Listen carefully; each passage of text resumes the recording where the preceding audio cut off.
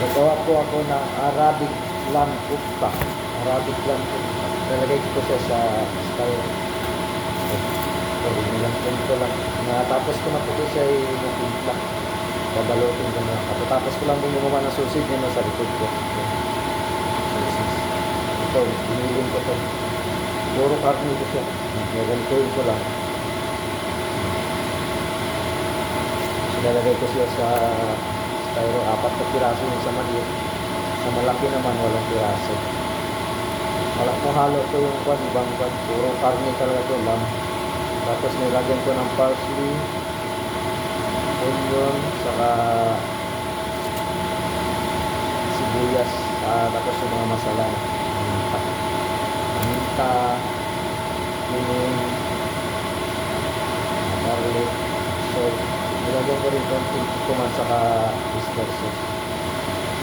Kailangan maggawa kayo nito, may kwan, konting tabak para siya didikit sa stick. Kasi pag wala tong taba, hindi ko siya didikit sa stick. Malalaglag. Dikit siya. Ganito lang.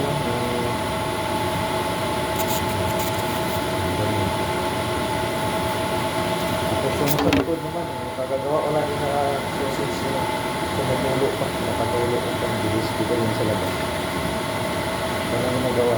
Tapos mamaya, mga oras pa lang dito, 6 ng hapon. Dami pa lang ginagawa nito, mga marination, assist din ng customer.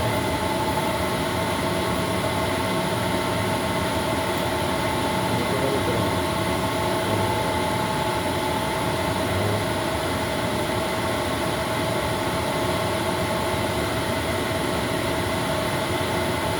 Share ko ako dito pero minsan dito ako gumagawa sa marination. Minsan sa labas nyo na sa labas.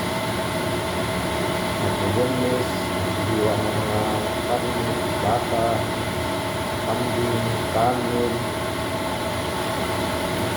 dito, manok.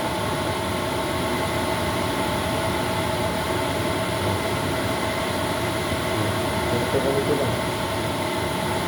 Tapos yung sausage ko lang, binubuhol ko lang yan. Mamaya, i-display ko rin sa labas. Tapos, ito matulog ko siya, nakatulog ko pa.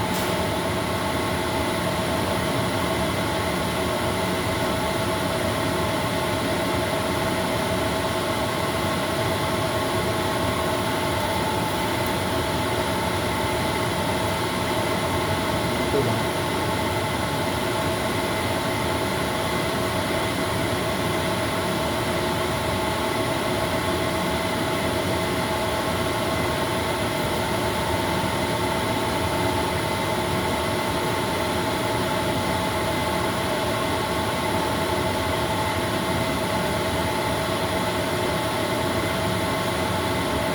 Ginagawa dito. Tapos pag may manok, cutting. Tapos kung anong wala sa labas na marination, nagawa.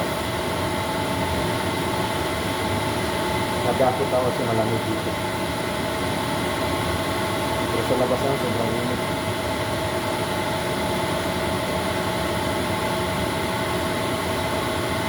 Ito siya malaki siya, walang piraso.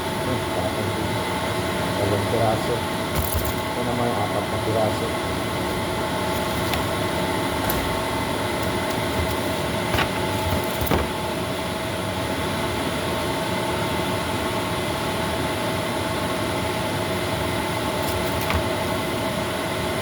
Gusto nyo mag-apply ito sa Lolo, sa Pilipinas.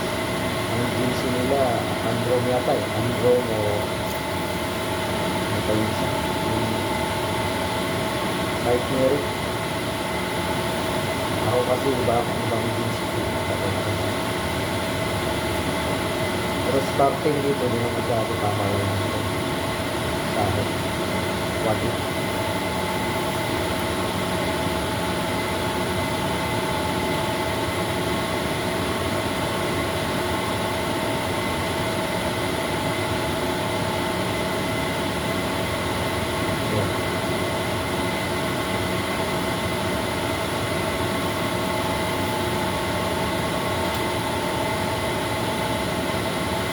binasa ko siya ng kwan kasi para mapantay siya.